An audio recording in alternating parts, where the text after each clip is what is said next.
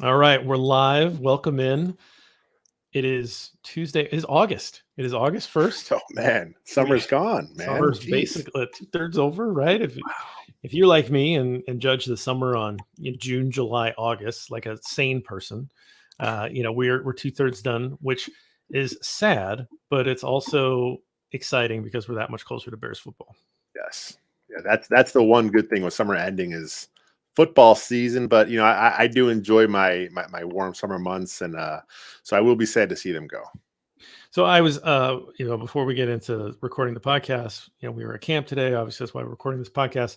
And I made the comment to you that, like, in past years, you have come out, suns out, guns out with a cutoff, but neither day you wore sleeves both years. And now, are you just getting older and not wanting to show off? You trying to, like, what's the deal? Different Yeah, I vibe don't this know. year. I think I just grabbed I just grabbed whatever shirt's on top of my pile, and I think I just happened to get this one today. So that's all it was. My wardrobe, I'm very low maintenance, so I don't really put too much thought into it. It's just whatever is on the pile of shirts in my rotation. That's what gets up next when I start my day. You had sent a picture out the first time we all met up at camp Yeah, recently to a little group chat we're in, and you had on that peanut punch the peanut. t-shirt that Yeah, you had made a cutoff. I assume. I don't think that I came did as a not. cutoff. It didn't come that way. Yeah. Yeah, this was one of those things where, like, back in high school, you get a brand new t-shirt and you'd like cut off the sleeves, so you go lift in it and show those biceps. So, Like um, for me, I'm just so frugal. I wear a shirt until I can no longer wear the shirt ever again. So if it starts like the sleeves start ripping, okay, well that's it. Now I got to cut the sleeves off, now it's a and, cutoff, and then at some point this starts fraying. Well, right? now it's just an inside shirt. Like I'm not kidding. I have some T-shirts that are probably 20 years old that are still in Sure. my in-home rotation. I will never wear them in public, but it's I just I don't like spending money when I don't have to. Some people, might, well, oh, this is like my painting shirt, or this is my mowing the lawn pair of shoes. Like, that's my rotation is running shoes. You would hate to see my running shoe budget. But, like, once I put enough miles into it, like, you can tell that they're kind of dead, Yeah, and then they become like mow the lawn in them because you don't care anymore, but you can walk in them a little bit, and then they get donated, or they get trashed. But I had to I very recently completed my closet clean out.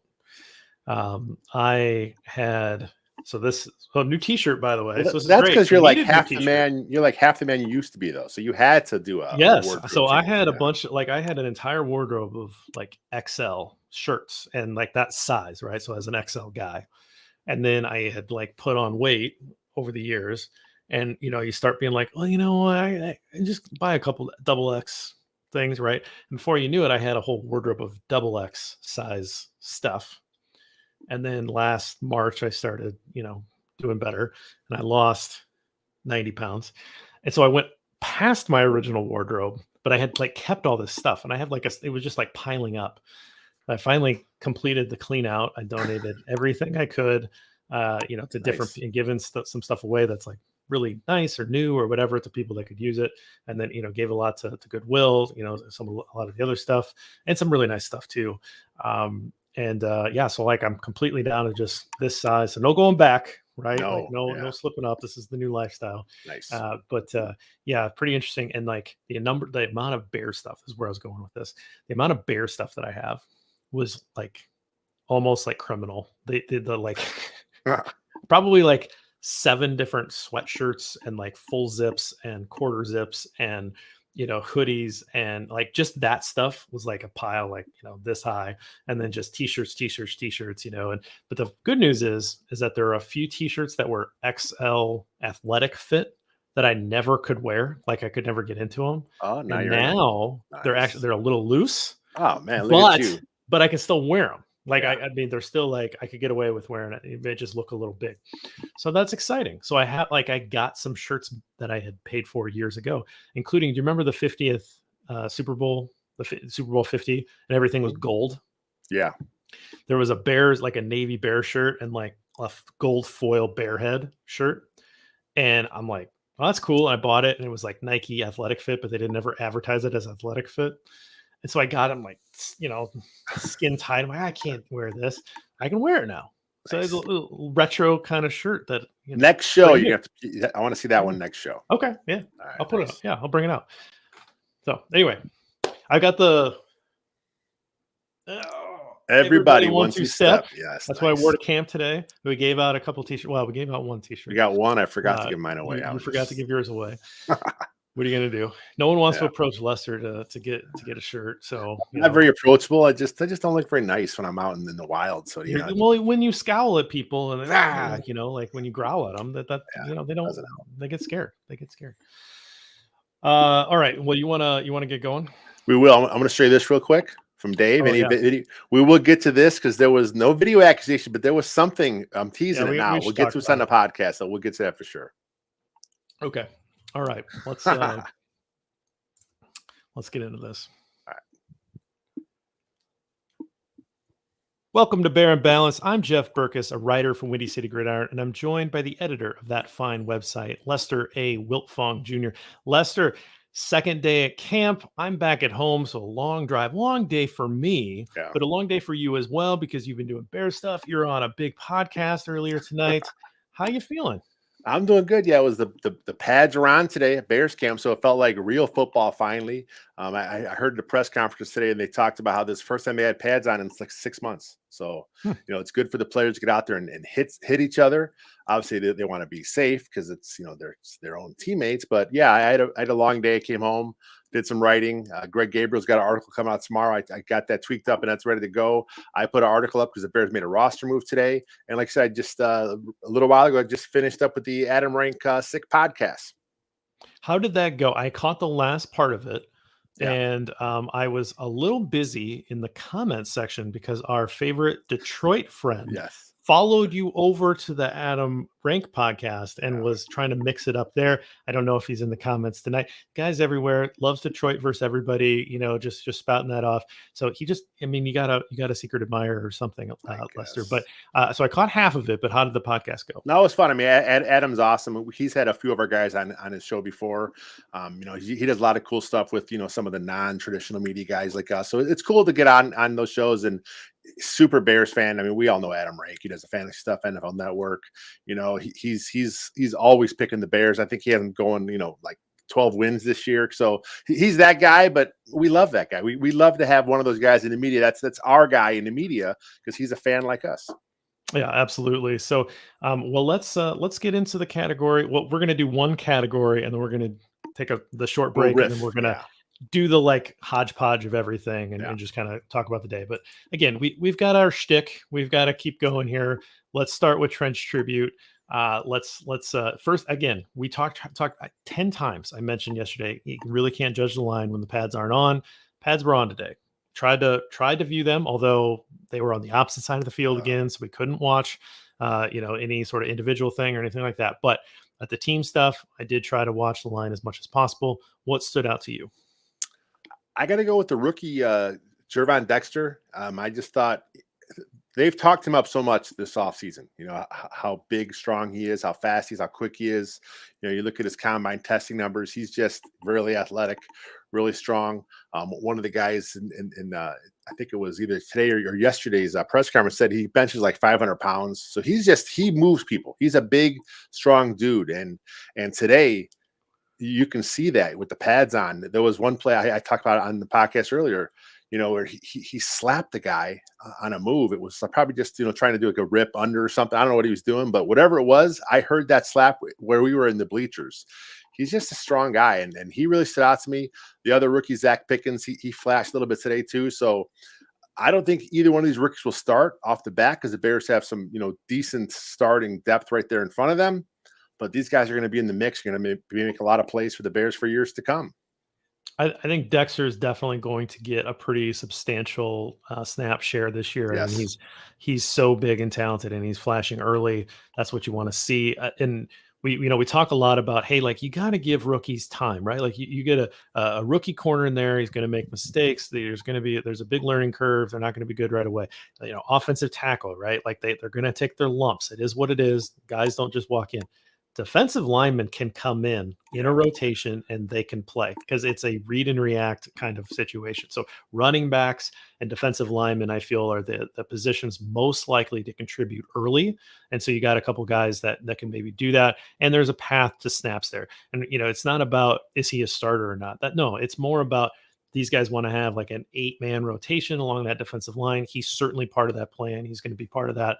I was really impressed with him both days, just how he looks physically. And like you say today, it was fun to see him actually get some live snaps. My trans tribute is going to go to one Mr. Cody Whitehair. And here is why. I mentioned this on Twitter. We all need to collectively think about, pray if that's your thing, take up some sort of collection, some charitable contributions, whatever is going to put enough good vibe in the universe for Cody Whitehair to successfully navigate this season healthy. Because the other gentleman that snapped the ball today looked terrible.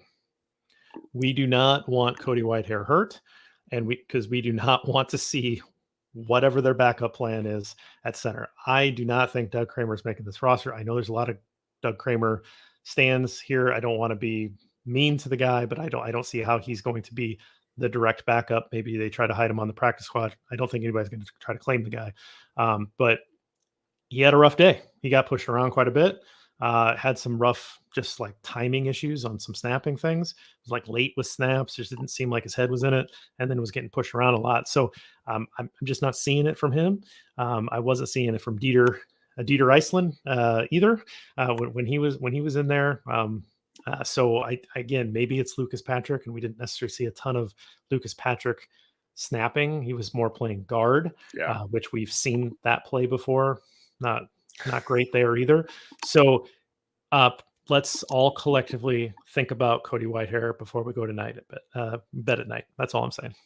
Yeah, I mean, you mentioned Lucas Patrick, who was playing right guard today because Nate Davis was sitting out with an injury. Coach Eberflus talked about, just like last year, they're not going to talk about injuries in these press conferences. There's nothing to say unless there's something to say, basically. So he would get into details, but Nate Davis missed practice today, so Patrick was playing guard. I think if the season started and everyone's healthy, I think Lucas Patrick is probably your top swing guy on all the interior positions, including center. I think what we saw last year for Patrick's not the same guy. Obviously, there was the club he played most of the season with. He got it finally off, and then he went to center and he got hurt again right away. So I think he's a little better than what we saw last year. He's still not a guy I want to see starting for 17 games, but I think they'll be fine with that. And then speaking of Lucas Patrick, man, he was fired up today. On one of the goal line drills, the Bears scored 3 straight times on a goal line drill, and each one, Lucas Patrick had some crazy wild thing he did just to kind of get everyone hyped up. Well, the first one, it was Foreman on a run, and he got popped by linebacker. Was it Edwards? TJ Edwards. Edwards popped him, and it wasn't they were up, right? It wasn't like a bad thing or anything like that. And there was this. I mean, it was a thud. Like you could hear it in the stand from where we were. We're 40 yards away, and you could hear the pop. And Patrick like ran over and like jumped and like hit Edwards on the head, and Edwards was like, what is happening? But he like let out a yell, and that I was like, everybody freak out. Like, it was just this like kind of crazy scrum, but he was just having fun, right? Like it was one of those where a lot of teams might get hey, don't hit your own guy, and there might be some chippiness, and I think he came in to more be like, hey, like let's diffuse the situation. It was kind of a fun team leader moment. And then he picked up a running back and like ran like carried him back to the huddle. Him up. So he was fired up. So that was pretty interesting. I wanted to ask, like, Jatir Carter, did you see him today? Did you see him do much? He was playing. I know Tevin Jenkins at some point he left. Mm-hmm. I think he was just getting retaped, but I don't think he came back in the game. So they did have Jatir Tyree.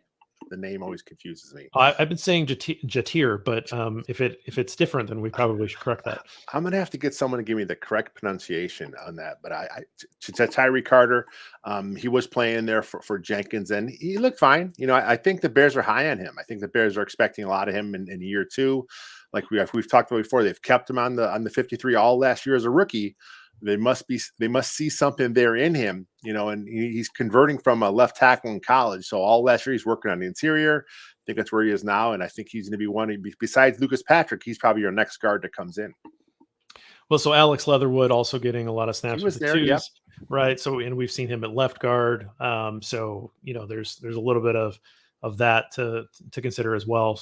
But young guy, you can probably flip early in his career and have it not be too big of an issue. But you'd like to get that muscle memory set. You kind of want that to be there. But anything else about the lines before we move on? Let's mention DeMarcus Walker. At some point, he left. We didn't catch it, but we saw some tweets that he left, went to see the trainers at some point. He did not return. Again, they're not going to talk about injuries, so who knows if it's serious or if it's not serious. And then I did notice in his absence, Terrell Lewis was getting a lot of reps. This is a linebacker they signed last year, late in the season. He played linebacker for the Rams. Of course, in Chicago, he was listed at linebacker last year and all offseason. But I never got that because he was clearly an edge in L.A. I didn't understand why they kept listing him at linebacker in Chicago. So here in camp, we are seeing him lining up at defensive end. So now he's officially, obviously a lineman. But, he's a guy that has some skills. He had some skills in college. I think he was a second or third round draft choice. Just never really caught on, had some injury issues. So I'm not saying this is going to be their edge that everyone expects to see signed. But, if he can make the team and provide a little bit of depth, I think that's a good move by Ryan Poles. Yeah, absolutely. All right. Well, that's good. I'm gonna take a quick break up at the top because we failed to do that yesterday. Yeah. So we will take a quick break. I know it's pretty early, and then we will get into a more lengthy conversation about everything about camp here in just a second. All right, Lester, we're back. So let's talk big picture camp stuff, and I want to start with what happened before practice actually got underway. So I bought a little microphone that attaches to my phone. I mentioned it yesterday. I did a little interview with your buddy Dave before practice. I'll get that up at some point this week. And then right after that, they started blaring music. And you guys know anything about copyrights and all this stuff? We can't put audio on that has music in the background, even if we're not purposely putting it on there, because there's like little spiders, whatever, that find it, and then they like tag you and you get in trouble. We don't want to get in trouble, right? So we don't do that. And so today I was like, okay, I'm going to just do a little bit of like interviewing of the people that are in the stands with us and just ask like, what's your record prediction? Who's your favorite player? Like super. It was fun. Yeah. Yeah. Just like, hey, it's like, there's nothing going on. There's like one player out on the jugs machine. Like nothing's happening, right? We're all just sitting here waiting. We'll just pass the time. And I'm trying to, just kind of, doing the fan interview thing. I get down the line. I come back around. I interview a couple other guys. I sit down. I'm done. So there is that. I did get through it. And then I look up and there's a security guy right in front of me. And I'm like, oh, you got to be kidding me. Here we go. And he said, hey, you can't do that. And I was like, oh, well, I went through the rules. There's nothing in there about that you can't record any audio. So, and he goes, well, it looks like you're doing a podcast. And I was like, well, I mean, you're close. And I was like, yeah. And he goes, well, that's media. Like you can't do anything like that. And if they see that, they're going to kick you out. And I said, okay, I understand. I appreciate you saying that. But again, that's not stated. Your video policy is pretty clear. We have followed that, but please don't kick me out for something that isn't stated.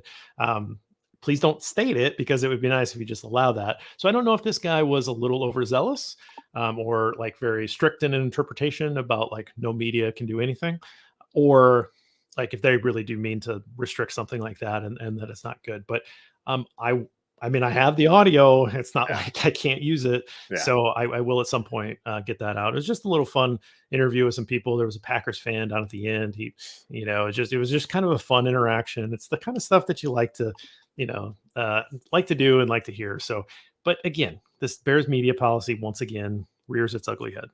It's funny because the guy was very nice. I mean, I'll say that off the Yes. top. He was very, I mean, much different than last year's interaction we had. This guy was really cool. I mean, like I said, he may have just been like, you know what, I was told to watch out for this, so let's just nip this in the bud before they do see it.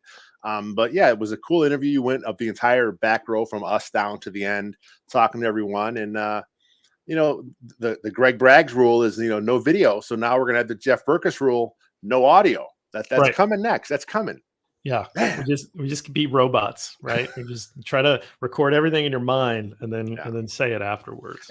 We live in a social media world. I mean, Yeah. you know, I get it.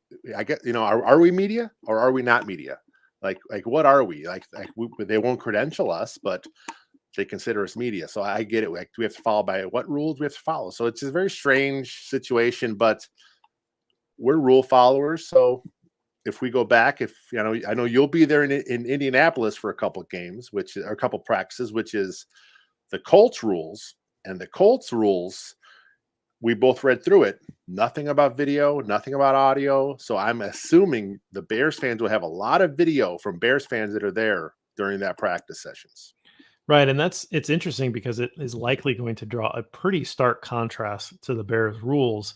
And I think could be a real talking point here of like how other organizations do this.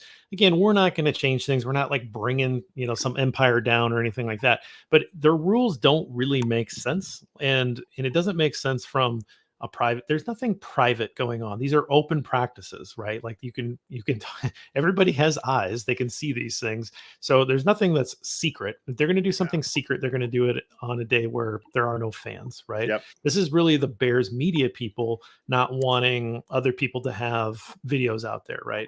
I don't understand the audio thing. That, I mean, again, this just could have been this guy's interpretation, but that seems kind of crazy. But from a business concept, it is a good idea for other people to market your product and create more interest and angles for free. Like you're not paying me, and I am giving you more free advertising for your product so that you can sell more tickets and jerseys and merchandise and whatever, so that you get more money in your pocket, so that you can, I don't know, go to the gym and do your lifts, George McCaskey, whatever it is, right? Like, you know, whatever it is that you want to spend your money on. But we'll leave that there. I will eventually get that out. And I mean, I don't know. It's not like they're going to ban me because I posted that audio, but there it is. There you go. There you guys go. There's our not as exciting story, but you know, we are brushing up against the law once again. Rebels. Let's start with what stood out to you overall. Who do you think won the day? Maybe let's kind of start from there. Was this more of an offensive day, defensive day? Did Trenton Gill win the day? Like, you know, where are you at with sort of the vibe? Well, I think yesterday the defense clearly had the upper hand most of the day. I think today was kind of even-handed both ways. But you know, the first play of the 11-on-11s, you know, that DJ Moore slant route that he took to the house, you know, that just kind of set the tone, and that really got the crowd energized. You know, he kind of took it, split the defenders, and outran Eddie Jackson to the end zone for a touchdown. And, you know, just a slant route is nice to see with the Bears because that's just something we haven't seen much. I mean, it was a staple of the Packers offense for years, obviously, with Aaron Rodgers. Luke Getsy comes over from Green Bay. He's the OC here. We just didn't see a lot of it last year, but then you look at it, you know, did they have the guys for it? I guess maybe they could have done EQ St. Brown on a little bit. He's got a big body. You know, maybe they just don't trust his able to box out the defender if it comes down to that a contested catch situation. But you know, the Bears have some crisp route runners now, good speed. So we may see some more of those, you know, short pass, big gain touchdowns. Yeah, I think it really was a back and forth practice. There was a lot of good on both sides. I mean, so if you want to talk big plays, the, you know, explosive plays in practice, if you will, on the scrimmages, I think you would obviously start with the DJ Moore play, like you mentioned. There was a big deep pass down the seam to Tyler Scott. Yeah, that was a big one. It was in kind of a 2-minute drill situation, and he's just kind of, I think he ran a post and it just it perfect ball and middle of the field, caught it, you know, beat his man. It was great. And then I think on the other side, and then I want to mention the pass in the end zone drill. goal line drill, end zone drill, whatever it was. I think it was 7-on-7. And it was one of those where nothing's open early. So again, it's kind of this back and forth where it's pretty good coverage early. And so they kind of simulate like flushing out of the pocket. And then Fields rips an absolute bullet. Like, I mean, just a bullet to Tanyan between two defenders. Yeah. And I thought that's a pretty impressive throw. I don't care if it's 7-on-7. It was an impressive throw as it was a thread the needle. And he really whipped it in there. And then on the defensive side, I have an Eddie Jackson pick that was off of a tip. And then Brisker, I had down for a pass breakup and an interception himself. So I thought Brisker had a good day today as well.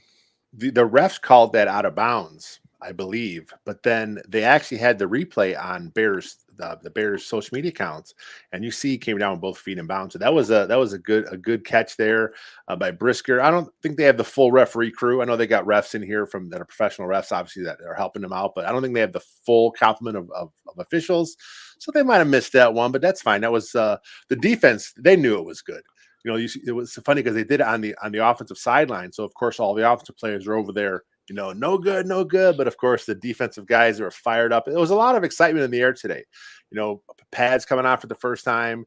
The defense was fired up. The offense was fired up. It was a good back and forth. And then Coach Lou said tomorrow they're going to ramp it up even more.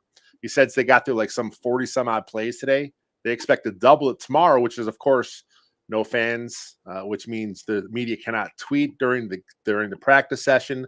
So we'll hear about what happened tomorrow after practice ends, when of course those guys in the media can kind of unload their tweets. Yeah, I think there was a little bit of a deliberate pace the last 2 days, right? There wasn't. Yeah, it did seem that way. There were times where they would even kind of walk through a play, felt very installish, right? Where it's half speed, and guys are kind of jogging to the spot that they would be at on their routes, and Fields is taking a very elaborate, like 7-step drop or whatever, and then just like kind of lollipopping a ball over where he would go with it, right? So there was quite a bit of that the last 2 days. So it doesn't, and then they did a lot of individual drills. So it doesn't surprise me maybe that they'll ramp up the team stuff and do more plays when there's not anybody at practice tomorrow. But I believe the 4th is the next time that there's a public practice. So again, if you got tickets for that, that's great. And you're going to start seeing everything's going to be padded unless they're giving the guys a break. So that'll be more fun.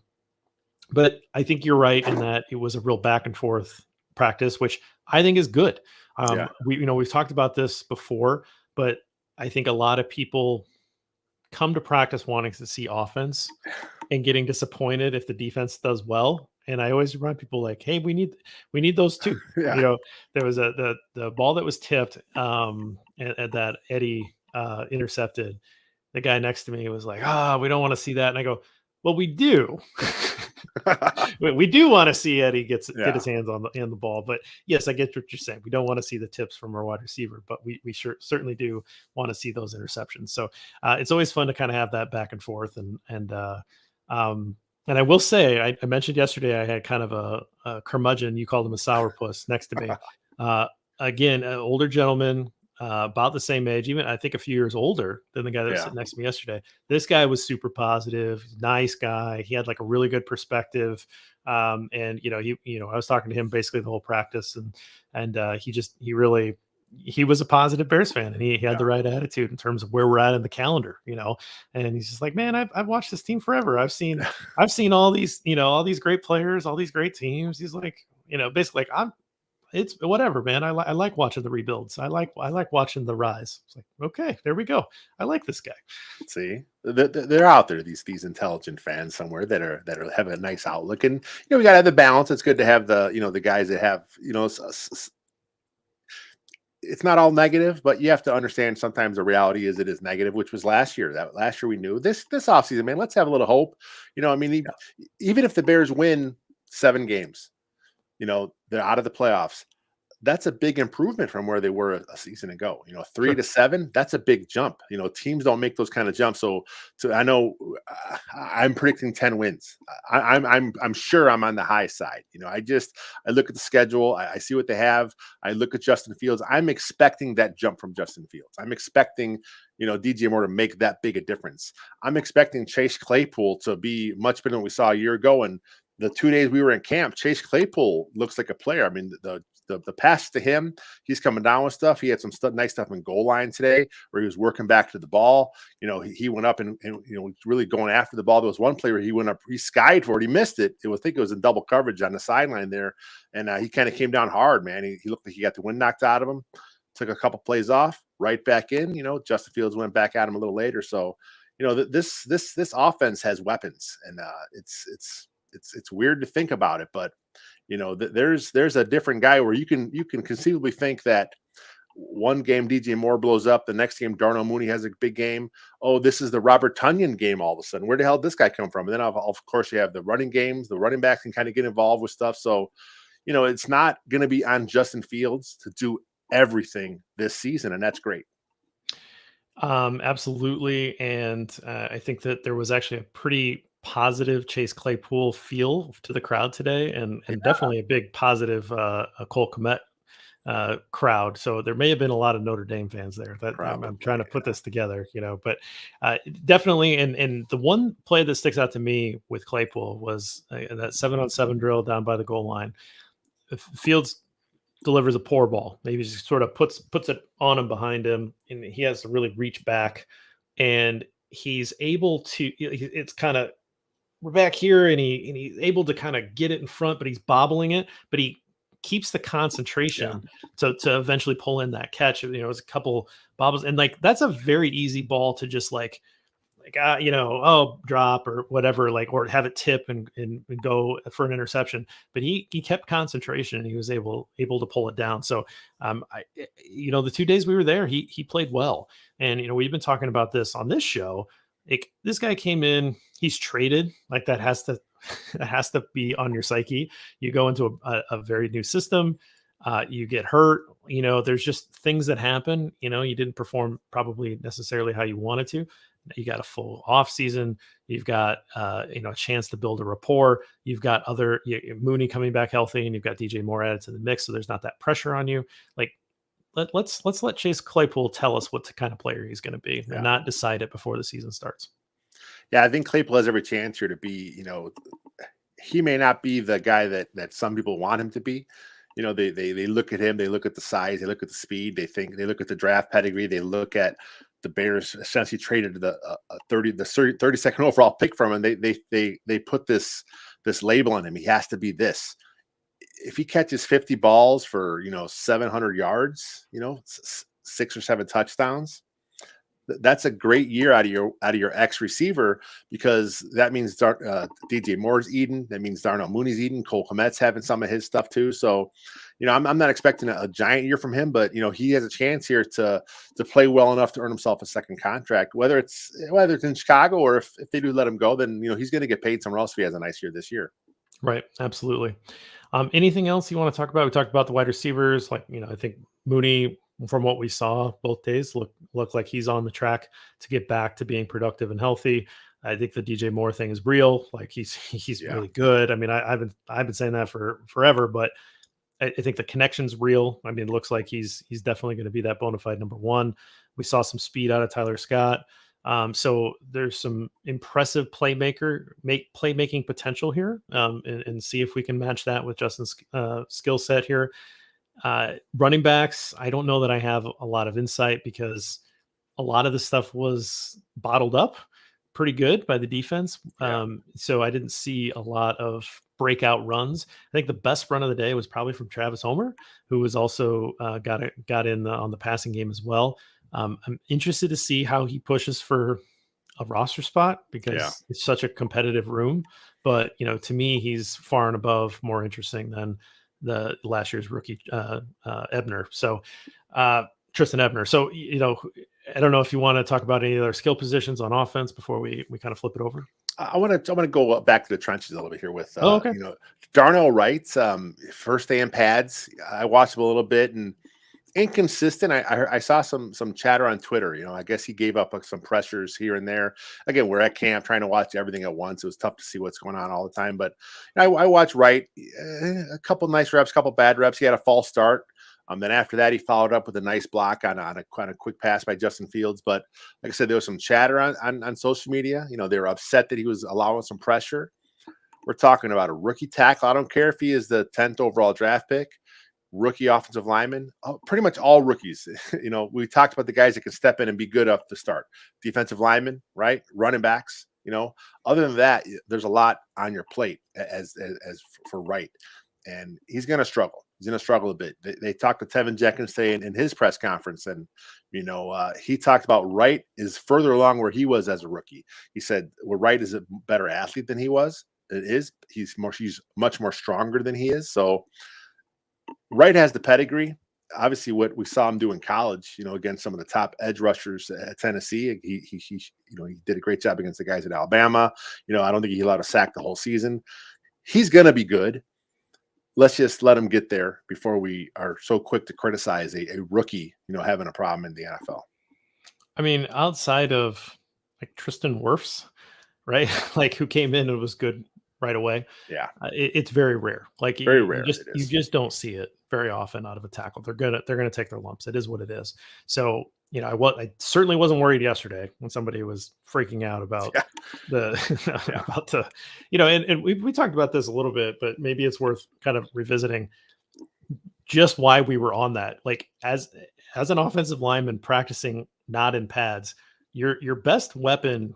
I mean, okay, yeah, your feet, your base, all that kind of stuff. But your best weapon is you use your hands every play, and you're trying to like punch, get a guy to get off his track. You're gonna grab him, by the shoulder. But you don't have nothing to grab if the guy's not wearing shoulder pads. And I don't care. This guy's your teammate. I don't care if you're still trying to go somewhat live. You're not gonna punch a guy without shoulder pads in the same way because he's your teammate, right? And they're just, again, there's nothing to grab. So you're not really playing football when you don't have the pads on. And so today was the first day to really kind of see that and see how he used his hands and all that. It's hard, like you say, it's hard to practice because I can lock onto one guy, and every time I would, and I was watching a lot of the interior guys for some reason today. I don't know, that was just more interesting for me for whatever reason. And then someone said, "Oh, did you see this? What about this?" There's like 7 things going on. I'm like, no, because I'm trying to watch one guy. Like it's so overwhelming, and that you're not going to get another chance at it because you're not going to see this practice tape.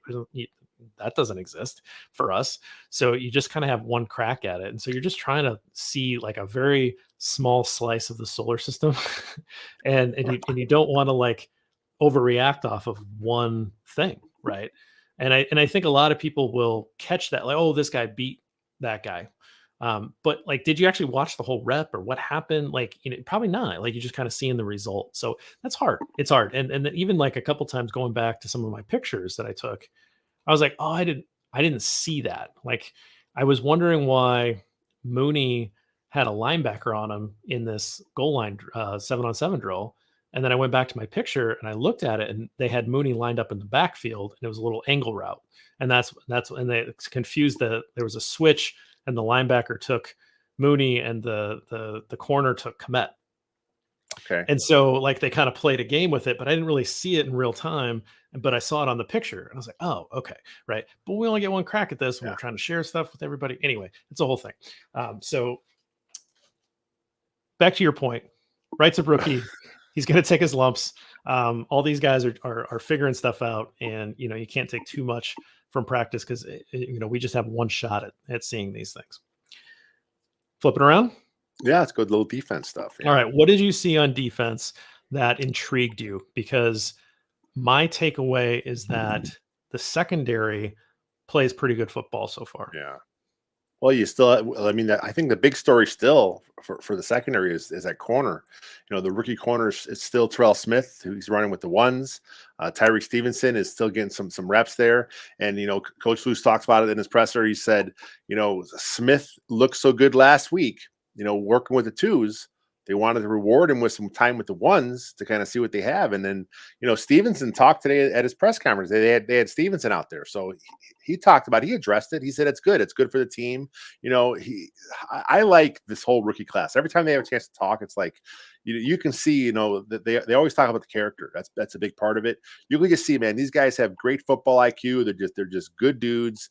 And the same with Stevenson today. He was talking about, I mean, this is a guy that he could be pouting right now because he he's not running with the ones as much as he was early in camp. I mean, he comes in as a rookie right away. You're with the ones, you're there, but now he's not. But he's fine, and we saw him get a pick yesterday in one of the team drills. So he's still there. He's still engaged. He's still doing what he has to do, and who knows who will get that starting job opposite Jalen Johnson. But whoever it is, he's going to earn it. Right. And like Roshan Johnson, first one out both days to work Yeah. on the jugs machine, right? Someone mentioned that, he had a drop. So maybe that was the motivation. But I think Yeah. that guy's just that level of motivated, He right? gets Like it. Yeah. he's going to try to be the first one out on the field. We've noticed that every year we go to practice, we always tweet out first guy on the field is this guy, right? And so it's interesting to see the rookie take that mantle for both of our practices. I'll be curious to see if anybody else notices that in future practices as well. But I think you're right. I think we're starting to see what Ryan Poles is trying to build with his draft classes and with these rookies. I think that character thing is not just something he preaches. He's definitely going to put that into practice. And so we're going to see as that core gets built up, what does that mean? Does that now establish a culture where you can add in a guy that may not follow that, or is it like this is we're going to all build together with these types of guys? There may not be enough captain badges to go around for a Yeah. crew like this.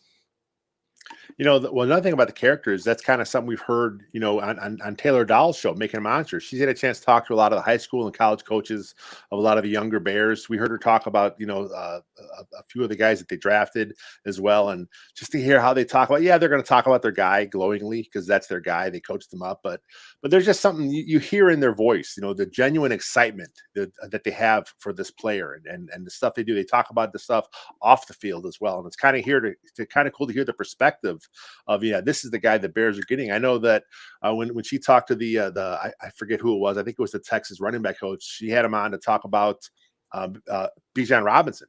And while they were talking about him, they brought up Roshan Johnson because he was also a draftable player at the time, and he was glowing about him. He didn't have to. He just kind of brought him up, and it's like this is the kind of guys the Bears are drafting now. Is they have their head on straight. It's football. That they want to be great football players, and they're all putting in the work to be that. In hindsight, it's very funny that the rumor that we kept hearing how the Bears were going to pick with their first pick in this last draft, because in hindsight, absolutely not like that is that. But we didn't have enough data, right? We didn't know if Ryan Poles was serious about what he was saying or not, or if he was going to break it early for a guy that seemed like the ideal player fit for the defensive system, or if he was going to continue down this path that he's talked about and bring in high character guys, which is what he did. So I don't have a lot of other notes in terms of anything that stuck out to me. I thought overall last year's camp felt like it's a new regime. There's a lot of yelling. There's a lot of intensity. Eberflus is yelling, run, run, run, right? Like it was just this like, everybody's a little on edge, right? Like who's going to stick around? Who's going to be gone? It's the new boss, right? This year felt much more deliberate. It felt calmer. It felt more business-like. Mm-hmm. So I think that that's a good thing because that high intensity, like everybody living on the edge, that burns out pretty quick. Well, it's instilled now. Last year, he had to let his players know what it meant to follow the hits philosophy. And it took him some while. It took some guys, some veterans had to come around and understand what he meant by that. But they bought in pretty quick, and then they bought in the whole season. It was a terrible win-loss record last year, but you never felt the sense that these players had any problem where they're giving up. They were all bought in. They were all going at it. And it's a very different team this year, a lot of turnover, but all the guys that have returned, they have imparted that hits philosophy on down to all their new teammates. And like you said, it's a very business-like approach. There's not a lot of yelling and screaming from the coaches. They may ramp it up tomorrow because they did talk about they're going to, pick the pace up in practice. Of course, fans will be there, but that may come. But it's just it's a professional environment, and it's cool to see how these guys are all just kind of taken to the whole philosophy and the culture for the Bears. Yep, we'll love it. I think it's a good place to end it. We'll stick around for our YouTube friends to do a little Q&A afterwards, of course. But yeah, any final thoughts from you? Go check out Lester on Adam Rank's podcast. Obviously, the site's always going to be hopping. We're going to be talking more. Bear and Balance is back, right? We got 2 shows in 2 days. I'm sure we're going to, keep this up. I'm going to be at the Colts camp here in a couple weeks, so make sure that you're following us for that. That'll be fun. Squad scrimmages before you get to the actual preseason game will be a lot of fun to see something like that. I've always wanted to go to one of those, so Yeah, I'm very excited that that's open to the I'm public, jealous. and I'm really pumped. That's going to be a lot of fun, and I don't have to worry about Pocket Goldberg or Rodney coming up and Yeah, telling me I'm right. doing You're something I'm good. not. So I'm Yeah. excited about that. Bring the mic, bring the camera. We're good to go. Do it.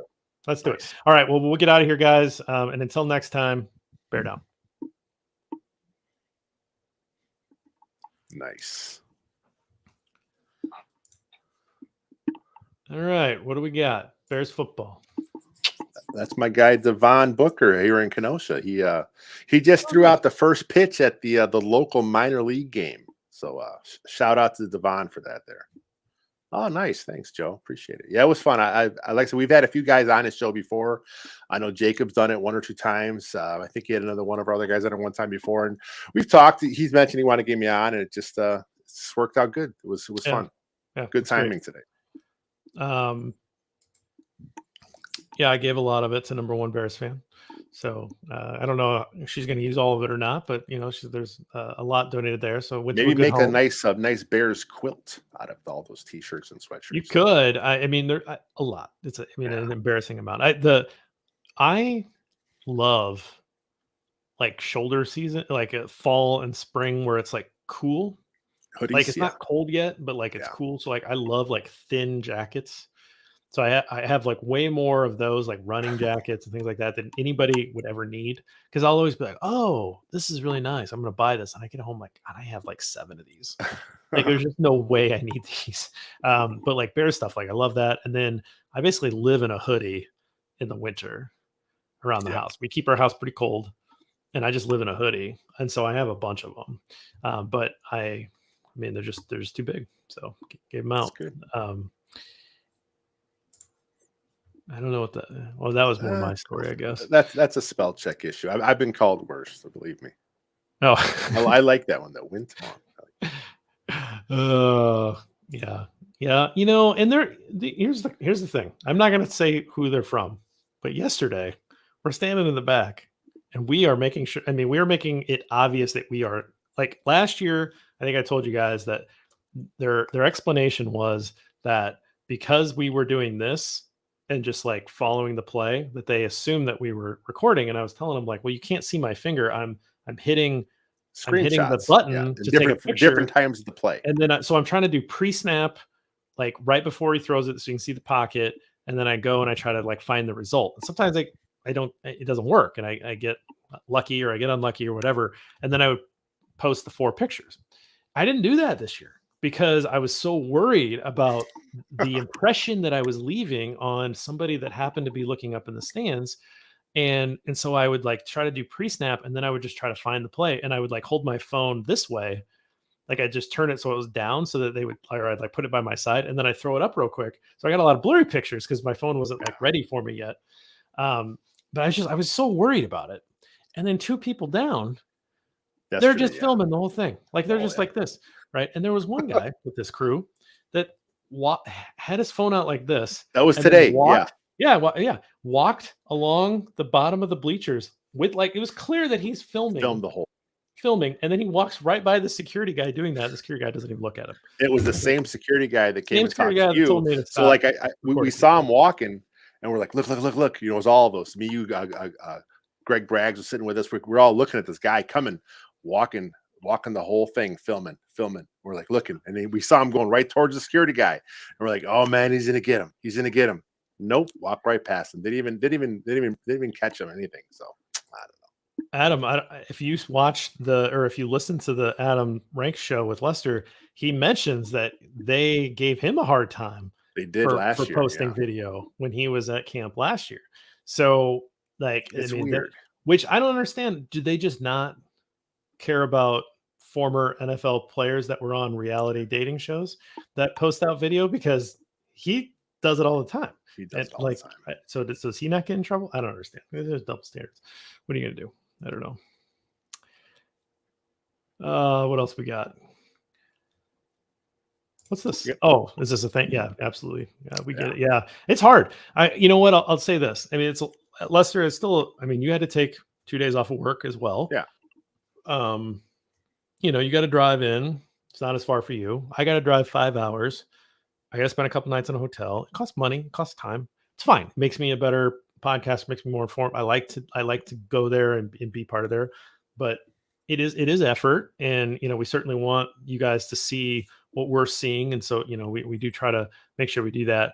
And I think that just sort of underscores some of the conversation that's been going on a lot on Twitter. Like there's some people that sort of take that content and they sort of act like it's theirs.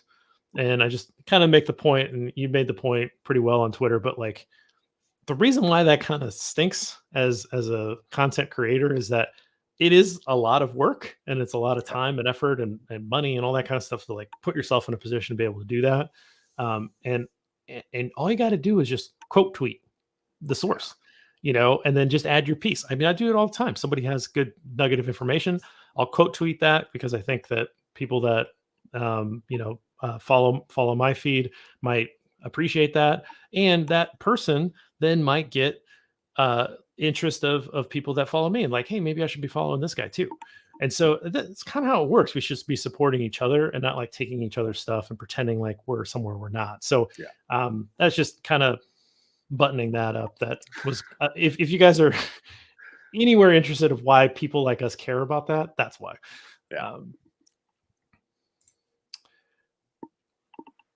I've only watched about 15 minutes of today's action. Online plays that stood out were Whitehair moving Billings and Wright's pancake. I didn't actually catch the Wright pancake, which I'm sad about. I heard that was a thing. It's online somewhere. I saw someone say something about it. I have a chance to look at it yet. And then the Whitehair stuff, I heard from Twitter people that he had a good day today camp. And I was watching a lot of Whitehair. Yeah. Good, right? Yeah, no, I like I said, I was watching interior offensive line most of the day, and that's why I was like, we gotta be putting thoughts in for Cody. But Billings is a beast. He is a big dude. So to be able to move, but Whitehair is country strong. We know that. He's always been a super strong guy. So that's not particularly surprising. But Billings is huge. I wasn't prepared to see how big he was. He's shaped. He's very stout. And when he was in Texas, I was telling my guy earlier, he won all the Texas powerlifting records. He was like the strongest kid in Texas as a high school kid. And that state has a lot of like lifting records that are like pretty great, nationally. So that's just a big, strong dude. And I'm excited to see him. He's not going to get after the quarterback. He's your run stuff and nose tackle. That's okay. That's his role in the team. And if he has to two gap every now and again, where that's something that just happens naturally, because as he's hitting his gap, it pulls another guy, because he has to be double gravitational pull. You mean gravitational pull, because he's so big. I mean, if that happens, now you have TJ Edwards, Tremaine Edmonds. They have an extra gap, and it's clear sailing for them to go make their play. And Foster follows that up by saying he's an optimistic guy. We've been watching since 1975. Love to see it, man. You lived through the 70s. That's amazing, right? Like that's where you earned your stripes. I earned my stripes by growing up with 90s Bears football, and not abandoning them for some reason. If I was a smart individual, I may have, because that was a rough time. Do you think that this is going to be a full-on running back committee? KG thinks that Roshan takes over in quarter 2 of the season, so by game 5 through 8. What do you think? We were talking about this a little bit yesterday.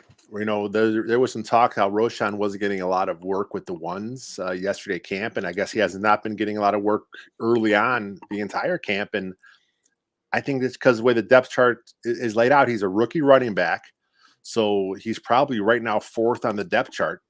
Behind Khalil Herbert, Deonta Foreman, Travis Homer. I'm sure he's probably ahead of Treston Ebner, but those two guys are battling out for some playing time here. And, today Roshan Johnson was held out of practice. He was the first guy out. He was working the jugs machine early, but then at some point they decided, that he wasn't going to practice today. And, I'm guessing it's nothing serious. Like I said, we did see him out early, so maybe the Bears are just going to be extra cautious here in training camp, which is smart. No need to force these guys, especially with a rookie who, like I said, is probably fourth on your depth chart. You have a pretty good stable of running back. So, but I like Roshan's college game. I think he has he can do it all for you. Catch out of the backfield. He showed he's a pretty good pass blocker in college. That has to translate though, because we've seen plenty of guys, that have come into the league with a rep of being a good pass blocker, and it just happens differently in the NFL. The blitzes are a little different. They come from different angles. They're a little trickier in the NFL level, obviously. They're a lot bigger, faster, stronger in the NFL, obviously. There's more to think about for the running backs. It's not just, this is my gap I have to worry about. Now it's, it's check release. What am I going to do here? What if I get this look? So I think Roshan has a chance to be a starter eventually, but I also wouldn't be surprised if he barely plays. I just looked at my pictures to confirm, because I remember when he came out, I thought he was just in shorts, like he wasn't wearing full was in pads. shorts, And so he was, and I confirmed that. So he was just in shorts when he came out. So that was probably already predetermined that he wasn't going to be in the full practice, but he still came out and did some work. So, that's good to see there too. But I think that my opinion on this is that you guys are sleeping on how good Khalil Herbert is, and how good D'Onta Foreman is a good serviceable veteran back, and he was very effective last year when he took over after the Christian McCaffrey trade. So I think that we're all excited about Roshan, but I think slow start to camp's not going to help him. Let's start with that. But Khalil Herbert's really good. Like, he's a really good running back very in terms explosive. of running the ball. I mean, just as pure runners, he should be one of the first names that you mention after Chubb in Cleveland. Look at you. That's a high bar you're going there. I'm saying after you mention him, yeah. Now, and you're just talking about pure running, you have to at least start talking about Khalil Herbert in that next tier, just as a pure runner. And so if they're able to get him involved more in the passing game so that he can stay on the field more, if he's able to, do better in pass pro, then he can be a bigger piece of this offense. They know he's an explosive play waiting to happen. They need to give him touches. They just need to find a way to improve those other parts of his game. And again, I do think that Foreman is a pretty serviceable guy too. So I don't know. I do see I think it's a full committee. And if one back is going to take over, it's going to be, in my opinion, it's going to be Khalil Herbert. Yeah. I think Herbert's got the juice. He's got it. One more from Foster here. Do you guys think the defensive end is a position that is better than most think? I really like Lewis at the end. I mean, I think defensive end for me comes down, generally you're going to find that out of high pedigree guys. Most of the really good defensive ends are guys that were drafted really high, because it feels like the NFL is pretty good about scouting those guys, and I mean, there's still hit and miss rate, of course, but most of the guys that are really good at it were higher drafted individuals. You don't really have high pedigree guys on the roster yet. So yeah, I do think it's going to be a problem. You don't see the pedigree. You see some guys that, if they were your number 3 defensive end, you'd be happy, but you're worried they're probably your number 1 or they're your number 2. And that's an issue. Yeah, I'm excited to see what DeMarcus Walker can bring. I just like his attitude, what he does as a football player. He doesn't have a lot of speed off the edge. That's just not his game, but he can kind of win in other ways as far as getting after the quarterback. Travis Gibson had a nice day today. We didn't talk about him a little bit, but I saw him in the backfield quite a bit. Maybe he bounces back. Dominic Robinson, I forget who it was today at the press conference. Someone talked about him, how he's just a natural athlete and he's got great bend. Everything you want in a pass rusher, he has. He's 6'4". He's a great athlete. He's still coming into his own as a pass rusher. And I think I saw something where he was working with Robert Mathis. It might have been, or maybe it was Dwight Freeney. One of those old cold. Was it? Yeah, one of those old cold Pro Bowl defensive ends. So obviously he's trying to tone his game. So, if there's not a deal to be made out there for defensive end, if they roll with who they got, I think they'll be okay. Would they want another stud pass rusher? Of course. You can never have enough pass rushers in the NFL. So I think that's definitely a possibility. And I think it was maybe a little bit like the wide receiver situation last year, where you had, Mooney, who you feel good about being a 2, but he's your 1. And, you've got after him, what do you have, right? You've got Equinemius St. Brown, you got Dante Pettis, you got these guys that you're hoping something sifts out and really comes to the surface. It's kind of what you're looking at here is like you got some guys that are probably your number 2 defensive end or your number 3 defensive end or like a good rotational piece, but you don't have that number 1. And so you can't fix everything in one off season, especially from where the Bears started. So, guarantee they're going to fix that next offseason. They're going to try to fix that. There's no guarantees that you can fix it, but they're going to try to fix it. They're going to throw resources at it next year. So I do think it'll be a problem, but I think that the secondary could be really interesting. They could be good. Those linebackers look fun. So, you got like a back 7 that's pretty interesting. And I think you've got like an interior defensive line with some youth and some veterans that I think mix pretty well. And so you're probably not going to get much pass rush from that, but you can be a little creative in how you generate pass rush if you're willing to do that.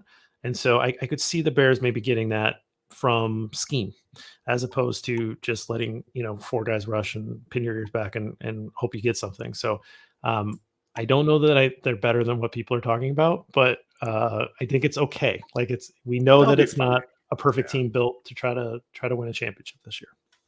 Cool. That sounds good. Is that a good place to end it?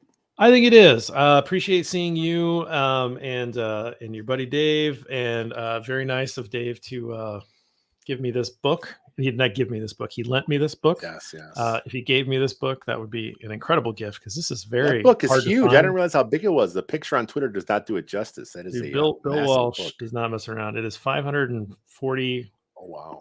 pages, looks like, and then the index. So, this is a book that's like $300 online or on eBay or something. So you got to get lucky at a used bookstore. If anybody has one of these and wants to send it to me for my own personal collection, I would take it.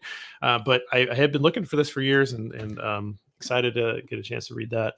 Light reading, light football theory reading, by the bedside to sharpen up on 80s, 90s philosophies that I think are still relevant today. I'm excited to see what's in there. So, but yeah, we'll get back at this pretty regularly. I don't know if we're gonna just hit Monday shows now, but I think we'll try to maybe pull some people in that are at some practices here, and then maybe we'll try to do something when I'm in camp. And we'll go from there. And we're close, man. It's August. It's officially a month away from the month that we start football, right? Like we'll just say that. So excited about that. Yeah. Preseason just coming up 2 weeks, 3 weeks. It's close. So that should be fun. Yep. All right, guys. Thanks. Appreciate